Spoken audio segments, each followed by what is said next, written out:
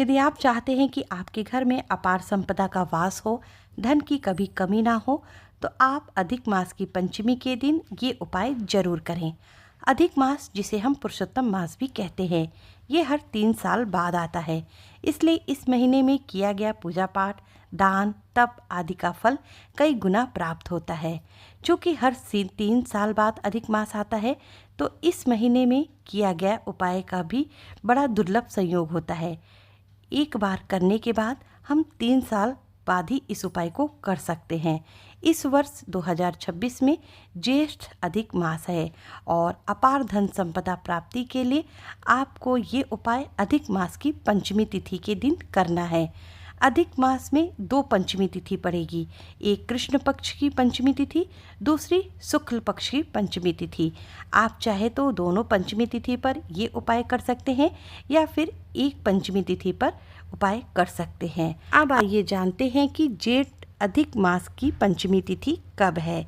तो जेठ अधिक मास के कृष्ण पक्ष की पंचमी तिथि 21 मई को है और जेठ अधिक मास के शुक्ल पक्षी पंचमी तिथि 7 जून को है।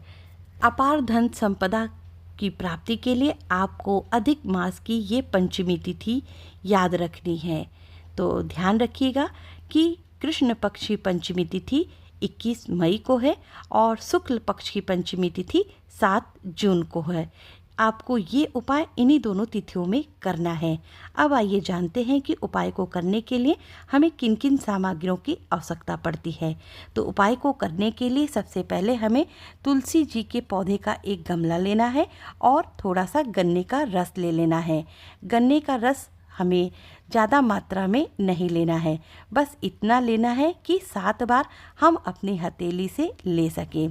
यानी कि छोटी गिलास में आधा गिलास गन्ने का रस लेना है, बस इतना ही गन्ने का रस हमको चाहिए।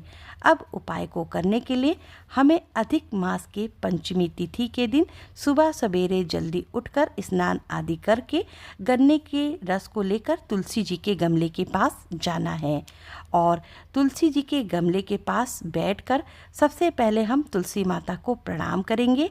उसके बाद अपने उल्टे हाथ में गन्ने के रस का पात्र ले लेना है और अब अपने उल्टे हाथ से अपने सीधे हाथ में थोड़ा थोड़ा गन्ने का रस अपने हथेली में इस प्रकार से लेकर सबसे पहले अपना नाम बोलना है।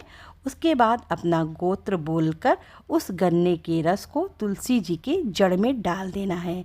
ध्यान रखें कि हथेली में लिया हुआ गन्ने का रस आपको तुलसी जी के जड़ में डालना है, ना ही पत्तियों पर डालना है और ना ही पेड़ के ऊपर समर्पित करना है। बस अपना नाम तथा गोत्र बोलकर तुलसी जी के क्यारी में समर्पित कर देना है। मिट्टी के अंदर तुलसी जी की जड़ होगी, वहीं पर आपको यह गन्ने का रस अपनी हथेली से समर्पित कर देना है। जब आप वहाँ की मिट्टी में यह गन्ने का रस अपने हाथों से समर्पित करेंगे तो वह मिट्टी में तुलसी जी की जड़ में अपने आप पहुँच जाएगा। यही प्रक्रिया आपको 7 बार करना है। अपने सीधे हाथ में गन्ने का रस लेकर अपना नाम तथा गोत्र बोलकर तुलसी जी की जड़ में गन्ने के रस को अपनी सीधी हथेली से समर्पित कर देना है। 7 बार गन्ने का रस तुलसी जी की जड़ में समर्पित करने के बाद आपको माता तुलसी से प्रार्थना करना है, हे माँ, आप मेरे घर में अन्न धन संपदा का भंडार भरो, हमारे घर में हमेशा अन्न धन भरा रहे। इतना करने के बाद ये उपाय यहाँ पर पूर्ण हो जाता है। यदि आपको अपना गोत्र नहीं पता है तो आप अपने घर के बड़ों से पूछकर जान सकते हैं।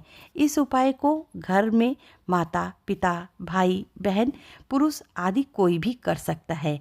घर का मुखिया या फिर कोई एक सदस्य भी इस उपाय को कर सकता है। इस उपाय को करने के बाद 3 महीने के अंदर ऐसा संयोग बन जाएगा कि आपके घर में धन आना शुरू हो जाएगा। कहीं से भी आएगा लेकिन धन जरूर आएगा। बाबा भोलेनाथ हमारा हाथ ऐसा पकड़ेंगे कि हमारा सोया हुआ भाग्य जाग जाएगा। तो आप इस उपाय को अधिक मास की पंचमी तिथि के दिन अवश्य करें। यदि आपको उपाय को करने में अभी भी कोई परेशानी आ रही है तो आप कमेंट बॉक्स में कमेंट करके पूछ सकते हैं। मिलते हैं अगली वीडियो में, तब तक के लिए श्री शिवाय नमस्तुभ्यम। हर हर महादेव।